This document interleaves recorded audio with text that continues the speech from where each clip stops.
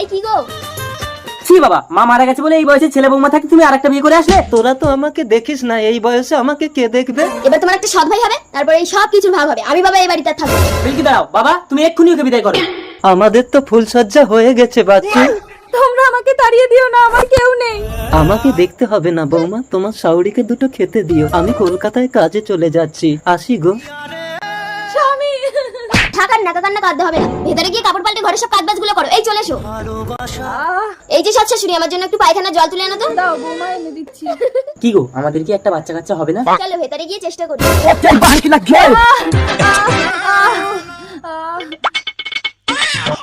ছেলে হয়েছে, কিন্তু দুঃখিত বাচ্চার মাকে বাঁচানো যায়নি।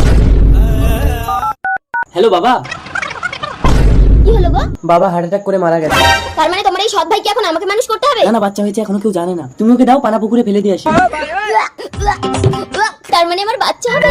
এরপর কি হলো সেটা দেখার আগে এই দুইটা ছবির ভিতর থেকে যে কোনো একটা ছবিকে ভালোবাসে থাকলে ভিডিওতে লাইক করে চ্যানেলটি সাবস্ক্রাইব করে দাও। আর যদি না করো তাহলে আমি বুঝবো তোমরা ছবি দুইটাকে ভালোবাসো না। আর কমেন্টে লিখে দাও আমি।